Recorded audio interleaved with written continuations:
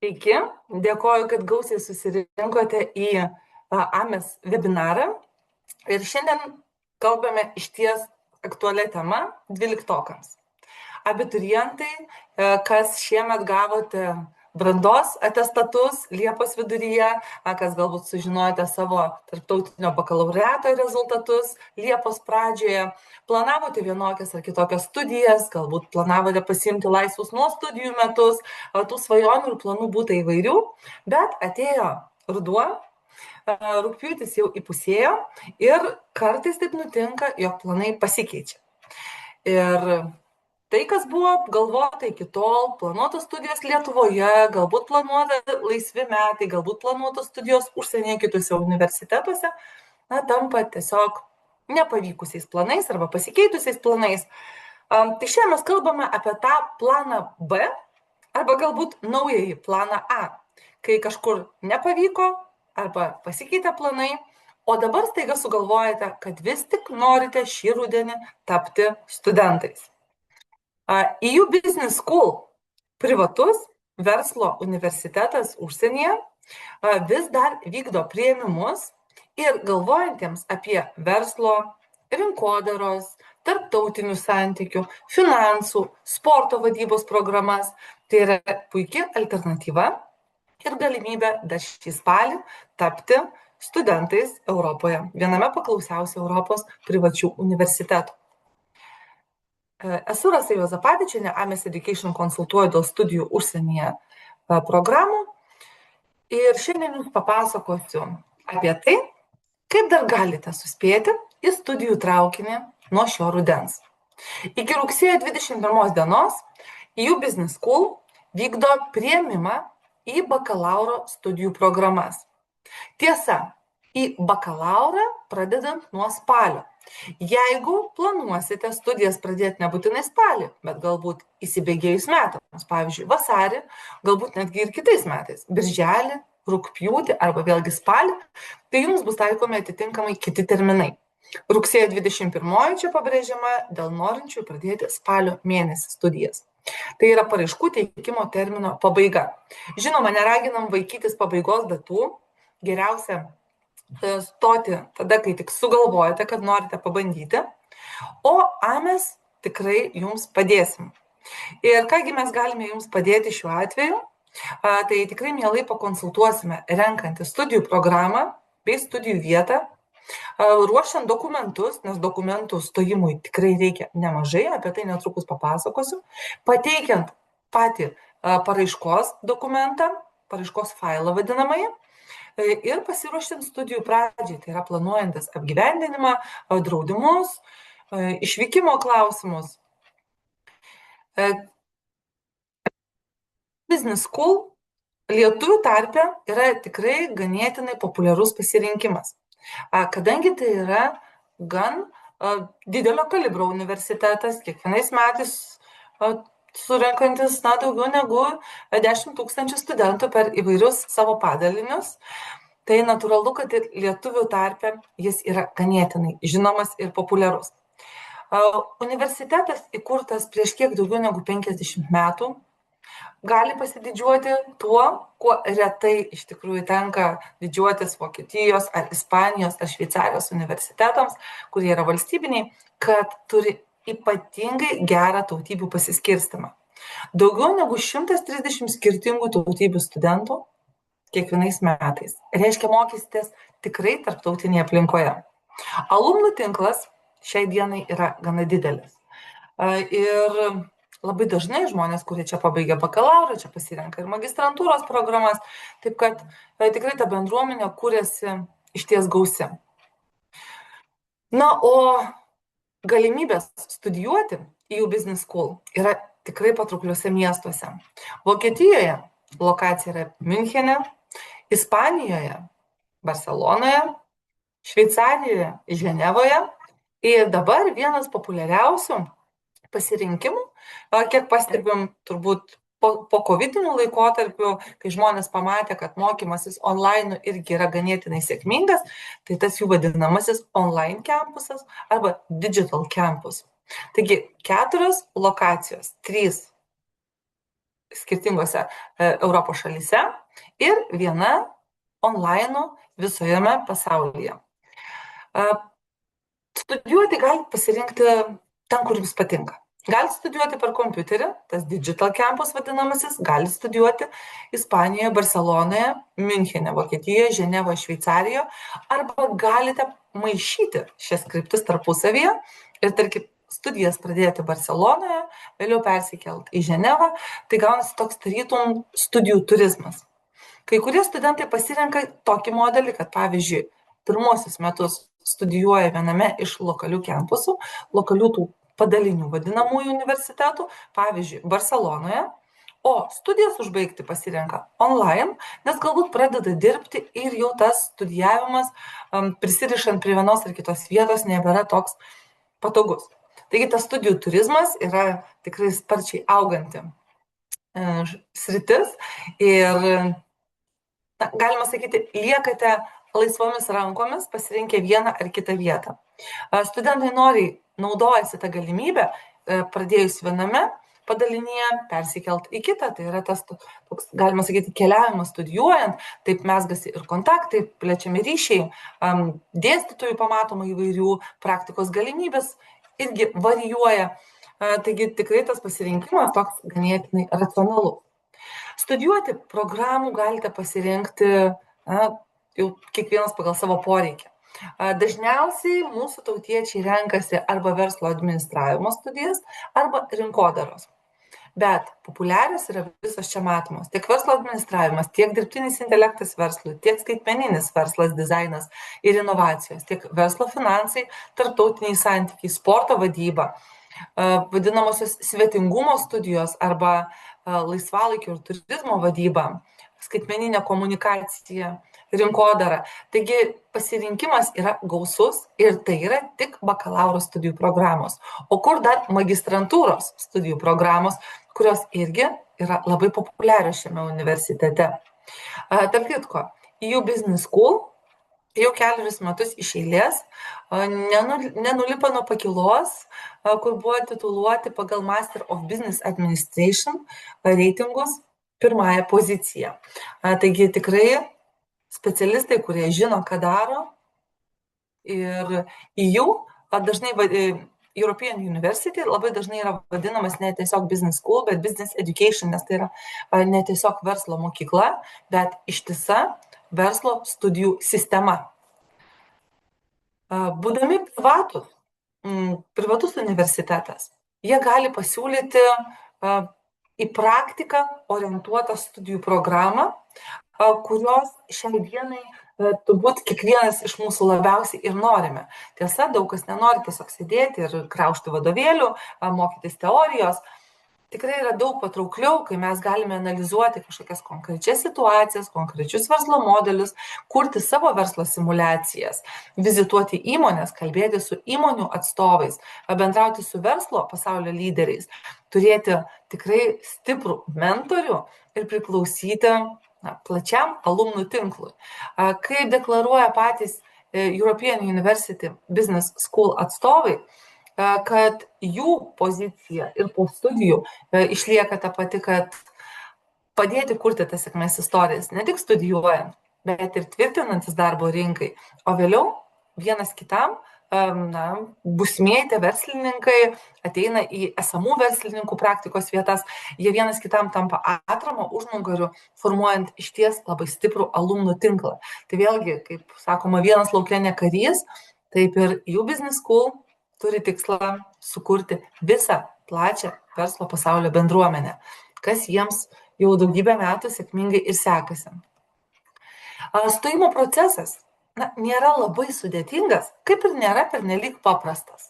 Džiaugiuosi, kad EU Business School visapusiškai pasižiūri į studento situaciją, nepuola susirinkti kiekvieno norinčio, bet padeda ir jums suprasti, kad tai tikrai ideali jums yra vieta ir savo priimti tinkamą sprendimą, kad jie galės jums padėti sukurti tai, kokį lūkestį jūs patys esate išsikėlę dėl savo ateities ir studijų. Todėl stojimo procese reikia nemažai dokumentų. Tai pirmiausiai, žinoma, ką, mėly abiturientai, jūs jau ir turite, tai vidurinį išsilavinimą patvirtinantis dokumentai. Gali būti brandos atestatas, A-level diplomas, tarptautinio bakalaureato diplomas, priklausomai nuo to, kokią programą esate pabaigę. Toliau reikalinga galiojančio asmens dokumento kopija. Tai gali būti paso arba asmens tapatybės kortelės kopija. Jeigu pasas, tai yra tas puslapis su nuotrauka, kur nurodyti jūsų duomenys. Jeigu asmens tapatybės kortelė, tai yra jūsų dokumentas iš abiejų pusių. Toliau reikėtų pasirašyti kokybišką gyvenimo aprašymą, motyvacinį laišką, kodėl jūs norite studijuoti pasirinktame universitete, pasirinktą studijų programą ir 2 rekomendacijų. Rekomendacijas gali rašyti galbūt jūsų praktikos mentorius, prižiūrėtojas praktikos vietoje, galbūt jūsų mokytojas, gal mokyklos pavaduotojas, mokyklos vadovas. Čia jau pasirenkat. Reikia 2 rekomendacijų.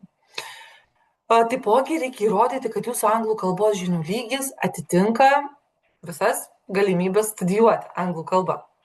Tokiu atveju reikia pateikti IELTS sertifikatą arba TOEFL sertifikatą.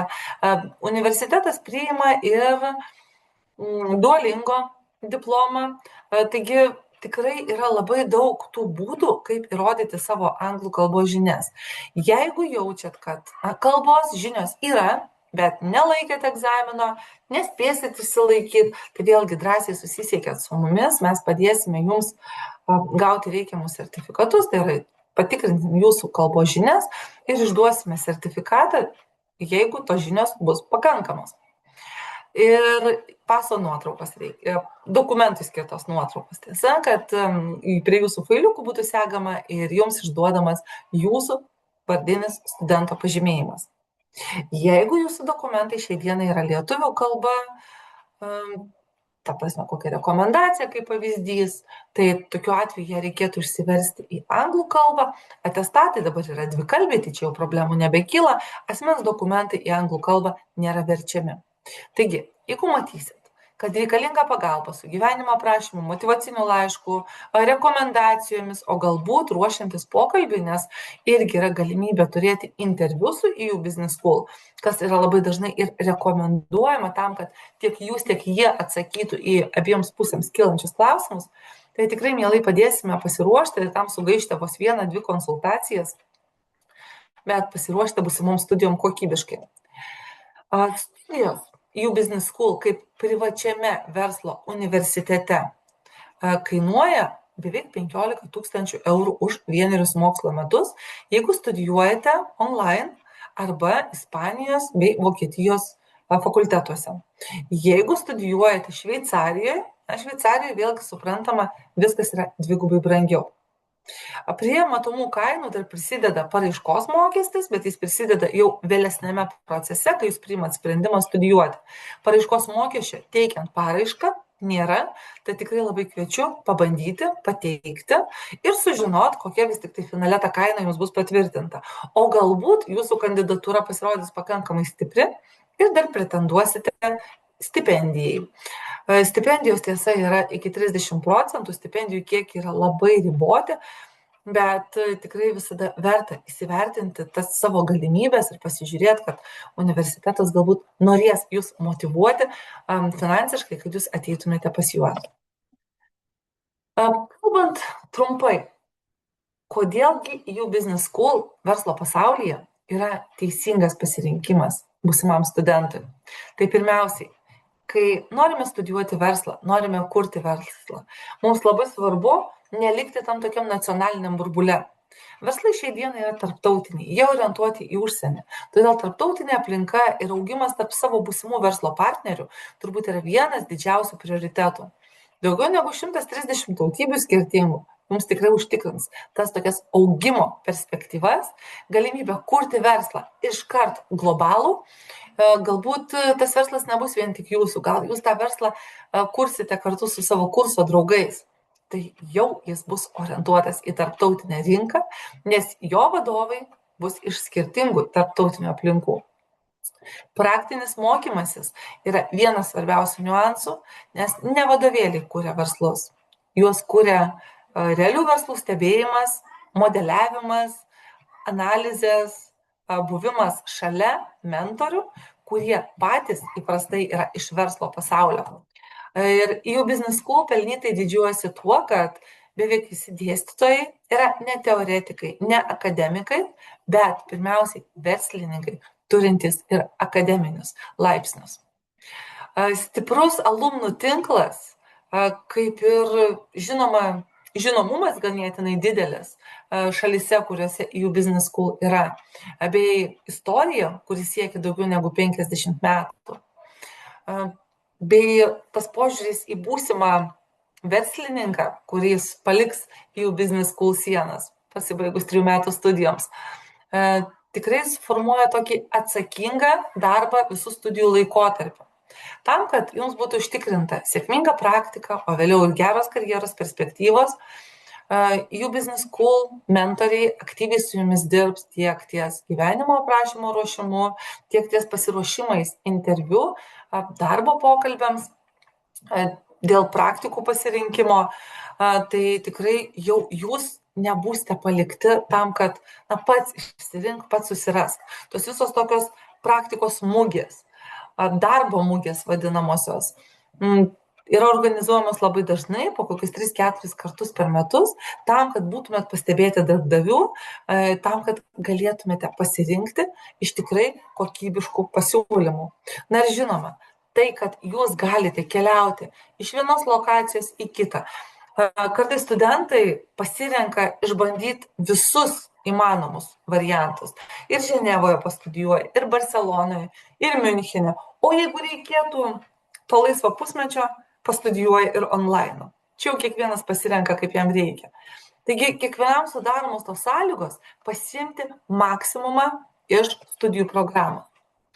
Šiai dienai spartus augimas studentų skaičiaus vis tik tai pastebimas skaitmeninėje aplinkoje, skaitmeninėme kampuse, tam vadinamajam digital campus, tai yra nuotoliniam mokyme.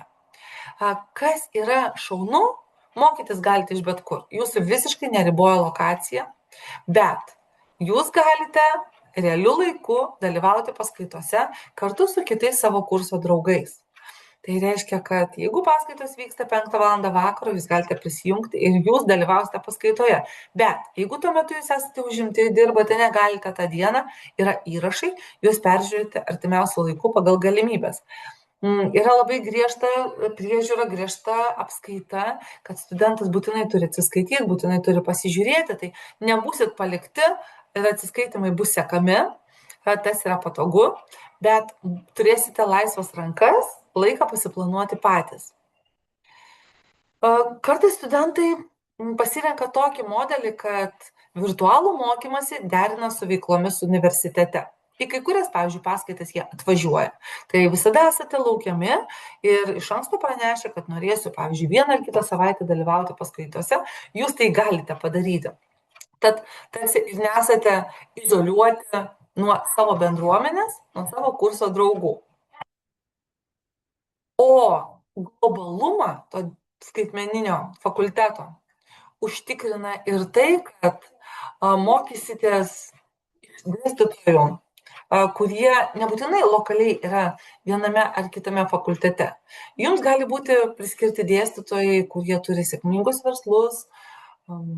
Singapūre yra tokių sėkmingų pavyzdžių, yra kas dėsto iš Amerikos, kas dėsto iš Jungtinės karalystės. Tai ir tie patys dėstytojai kuria labai platų tinklą akademinį.